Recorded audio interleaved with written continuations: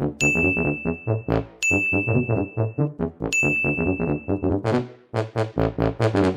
everyone, welcome back to the channel. It's the Poodle Mom again with the two toy poodles.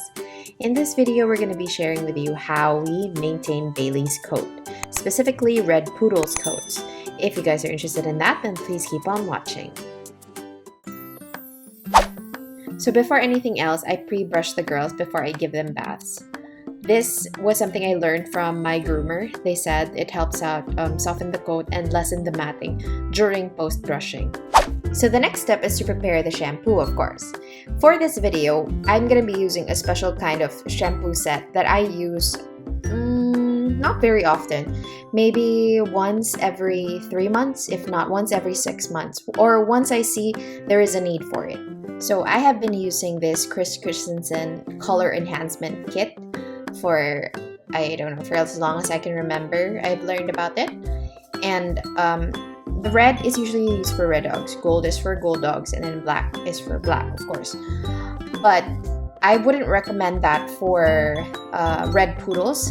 I have seen horror stories wherein they only use the red on red, and then it enhanced the red too much that the dog turned pink or reddish, too red. So what I have been doing is actually mixing these three as recommended by Chris Christensen. So there is a guide that Chris Christensen will be sending once you get the kit. And it basically just gives you a recommended formulation for the kind of color that you want. But eventually, of course, you can veer away from it like I did. And I found the right combination that I want, and that works for us. Alright, so let's get on to bathing. So this bottle is already pre-mixed beforehand. It's just a recycled bottle of the red and red. So here it is. This is how my mixture looks like.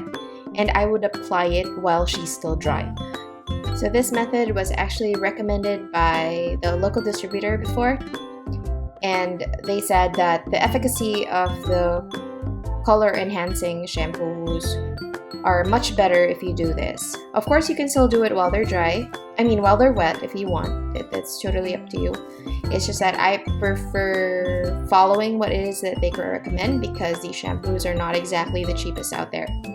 But please don't worry because I don't do this very often. I just do it once every 3 months or as needed, like I mentioned earlier. So once I spread the shampoo all over her, make sure you hit the spot where your dog is fading. So for Bailey, it's mostly on her head and some parts of her paws and her ears. But I make sure to keep it away from her eyes. Please, please, please, please be careful with that. And then after coating it all over her, I leave it on her for, I think, 8 to 20 minutes. That's what's recommended. So it's really up to your patience. I try to keep it for as long as I can. I try to do this when I have a lot of time, for sure, because it takes a lot longer than, you know, the usual shampoos.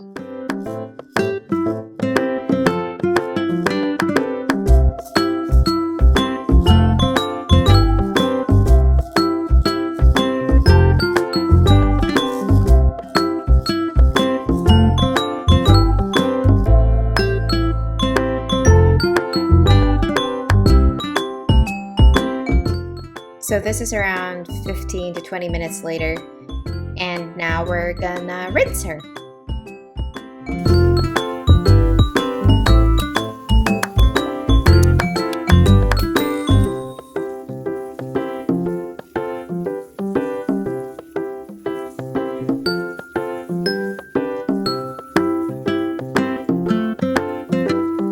One thing to note also is to make sure to use a conditioner when you use the color correction shampoos because it can dry your poodle's coats. Now on to the drying process. As you can see, I will squeeze out the excess water first on Bailey, or especially Summer because they have really, really thick coats. This kind of speeds up the drying process, and so that the towel is not the only one that will need to, you know, suck up all the water.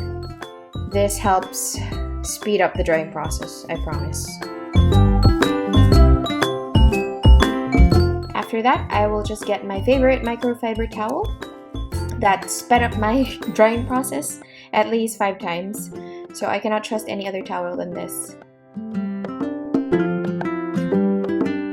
So if there is a tip that I would give you, please take your time, as I am doing right now, when it comes to drying your dogs using the microfiber towel. I cannot emphasize this enough, because sometimes we just depend on the blow dryer to blow out the water from their coats.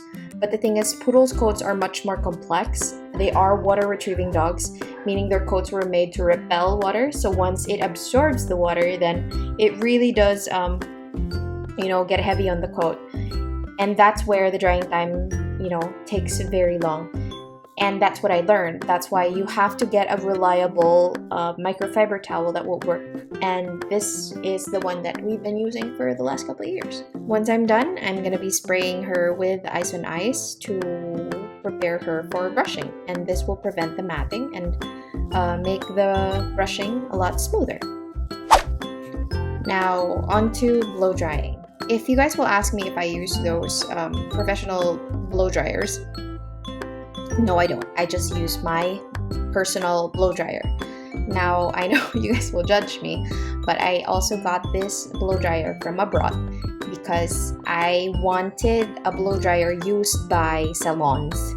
And I needed a powerful blow dryer because my hair is very thick. So I thought, if I get a professional blow dryer for my own hair, I could also use it for the dogs. And true enough, it worked well. And, I think this also helped speed up my process.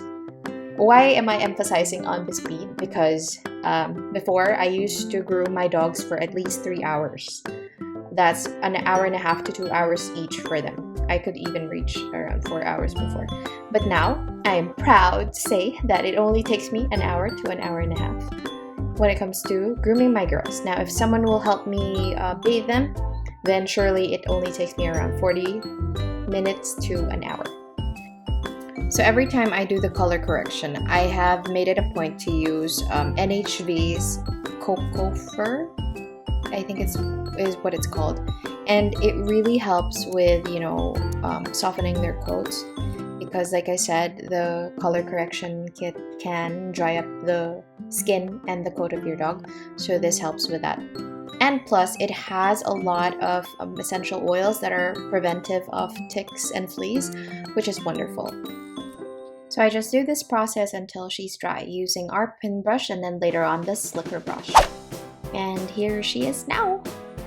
So yes, it takes a lot of work and it looks overwhelming, but it's actually a lot simpler than it looks. But of course, for people who don't have time, then maybe not.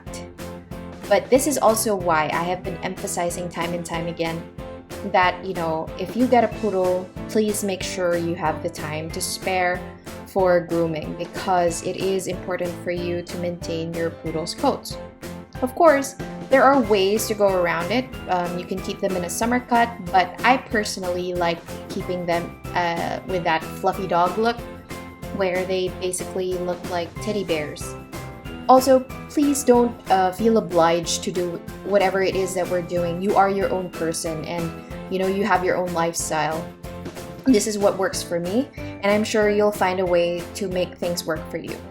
And that's it. Thank you guys so much for watching. Thank you for subscribing, and we will see you again next time. Bye!